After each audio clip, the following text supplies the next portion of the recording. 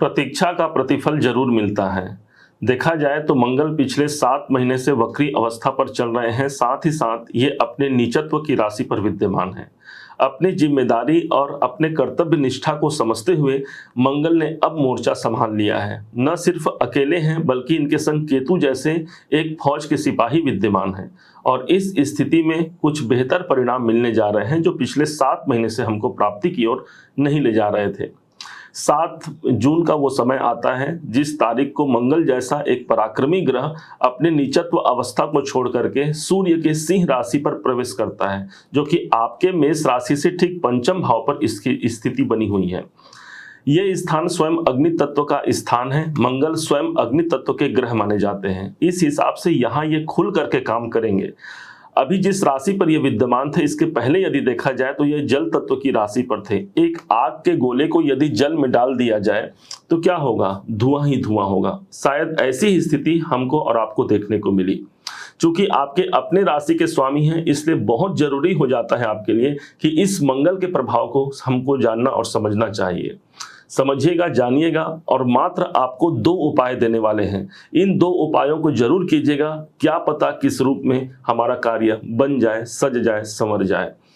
समझिएगा, आपके अपने राशि के स्वामी हैं, तो इस हिसाब से अभी तक ये 4 नंबर की राशि पर नीच अवस्था पर चल रहे थे, जिसके कारण से हमारे अंदर कॉन्फिडेंस की कमी को भी हमने देखा होगा।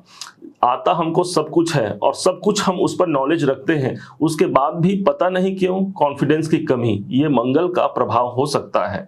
यही नहीं, चूंकि आपके अपने राशि के स्वामी हैं, इसलिए यहाँ पर लग्न प्रभावित हो गया, हमारा शरीर प्रभावित हो गया, जिसके कारण से स्वास्थ्य की नरमा गर्मी या स्वास्थ्य को लेकर के दिक्कतों का सामना भी यदि हमको करना पड़ा तो एक बड़ी खुशखबरी है कि मंगल अब अपने मित्र की राशि पर प्रवेश कर रहे हैं।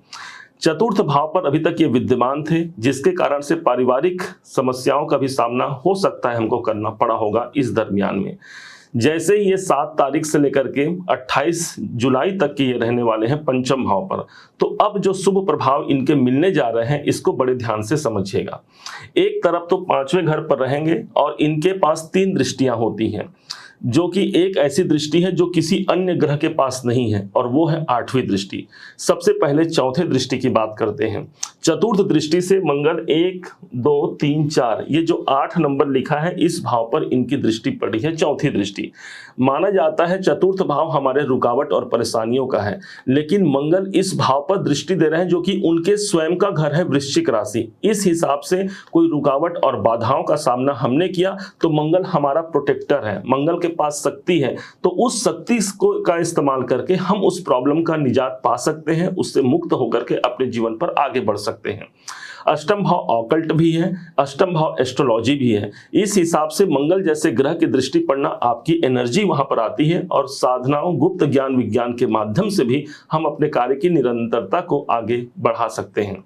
मंगल के पास जो दूसरी दृष्टि है और वो पड़ रही है सीधे एकादश भाव पर, जहां पर 11 नंबर लिखा हुआ है, ये शनि का स्थान है।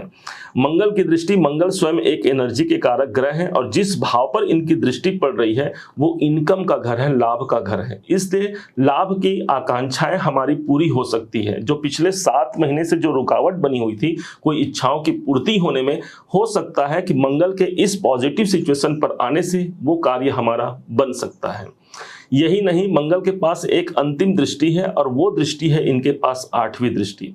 8वीं दृष्टि से ये सीधे प्रदान करेंगे 12वें घर को, जो कि 12 नंबर की राशि लिखी हुई है। आप देखेंगे ये स्थान गुरु का स्थान है और आपको ध्यान होगा कि मंगल और गुरु दोनों आपस में मित्र हैं और वही मित्रता निभाते हुए देवगुरु बृहस्पति के घर पर ये दृष्टि देंगे।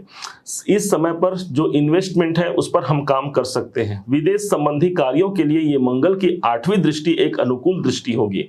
माना जाता है धरणी गर्भ संभूतम विद्युत कांति समप्रभम कुमारम शक्ति हस्तम तब मंगलम प्रणमाम्यहम।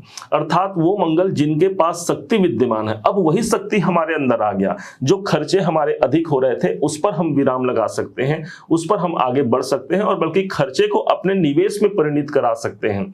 12वें घर का एक शुभ प्रभाव मिलने जा रहा है, जहां पर कोई बड़ा इन्वेस्टमेंट, विदेश संबंधी कार्य, ये सब हमारे जीवन पर आत्मसात हो सकता है क्योंकि मंगल की स्थिति यहां पर पॉजिटिव है। अब एक बात आप समझिएगा, क्योंकि ज्योतिष में केतु और मंगल दोनों का जो संगम है इसे अंगारक योग भी कहा जाता है। भाई यूं ही तो नहीं कहा गया होगा ना, अर्थात एक जगह हमको नेगेटिव परिणाम मिलने की उम्मीद लगाई जा सकती है। हालांकि जो अंत में आपको उपाय बताएंगे उस उपाय को जरूर कीजिएगा। पंचम भाव पर ही इसी स्थान पर केतु देव विद्यमान है। मंगल और केतु का यहाँ पर संगम हो गया और इसे अंगारक योग की उपाधि दी गई है। अब ये पंचम भाव स्वयं हमारा मन मस्तिष्क है, हमारे संतान है। संतान संबंधी चिंताएं हो सकती हैं, हो सकता है उनके एजुकेशन कैरियर को लेकर के हमारे मन में कुछ चिंताएं आ जाएं।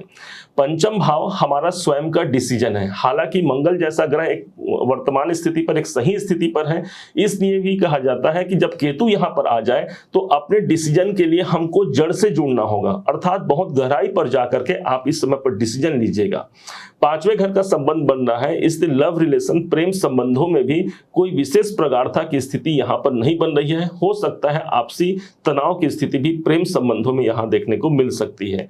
इसके अलावा कहीं पर कोई माइनस स्थिति नहीं है, सारे जगह पर मंगल का शक्ति प्रभावित है और इस समय पर एक प्रोटेक्टर बनकर के हमारे जीवन में हमारे रुकावट से मुक्ति, साथ ही लाभ की बढ़ोतरी और कोई विदेश संबंधी कार्यों के लिए हमारी शुभ युति ये मंगल निकाल करके दे पाता है। भूलिएगा मत, मंगल को भूमि का कारक कहा गया है, इसलिए प्रॉपर्टी इत्यादि खरीदने के लिए या फिर बेचने के लिए जो पिछले 7 महीने से जो रुकावट था उसको ये मंगल अब एक विराम स्थिति पर लाएंगे और उस संबंधी कार्यों पर भी हम सफलता प्राप्त कर पाते हैं। अब आइए समझते हैं उपाय को। सबसे पहला उपाय है, मंगल को हम जोड़ते हैं श्री हनुमान जी महाराज से। नासै रोग हरै सब पीरा, हनुमान जी महाराज की आराधना करना, सुंदरकांड या फिर बजरंग बाण का पाठ करना या फिर हनुमान चालीसा का भी पाठ करके हम हनुमान जी की कृपा को ले सकते हैं और इस मंगल को नियंत्रित करके अधिकाधिक लाभ को प्राप्त कर पाते हैं। दूसरा उपाय ध्यान से समझिएगा, ये उपाय लॉजिकल उपाय होगा। आप पता है कि 5 नंबर की राशि पर है जो कि सिंह राशि है। सिंह कहाँ रहते हैं? जंगल में रहते हैं। केतु को माना गया है जड़ और स्वयं मंगल है एक ऐसा जहां पर मंगल के पास विद्यमान है वो शक्ति।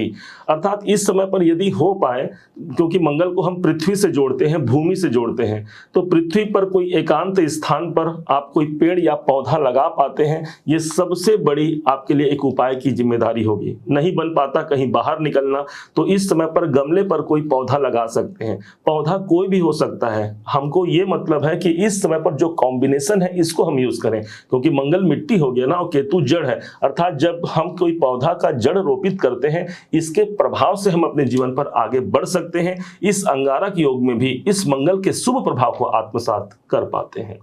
उम्मीद है आप सबने इसे समझा, आप सबने इसे जाना है। यदि आपने इसे समझा है, जाना है, मेरे समझाने का प्रयास यदि आपको सार्थक लगा हो, मेरे समझाने का तरीका यदि आपको सार्थक लगा हो, तो हर बार की भांति इस बार भी अपना प्यार भरा लाइक और कमेंट करना कभी मत भूलिएगा। और हाँ, यदि अभी तक आपने इस चैनल को सब्सक्राइब नहीं किया है, सब्सक्राइब जरूर कीजिएगा। पुनः एक बार फिर आप सभी का दिवस बहुत मंगलमय हो, इन्हीं शुभकामनाओं के साथ। जय श्री राम।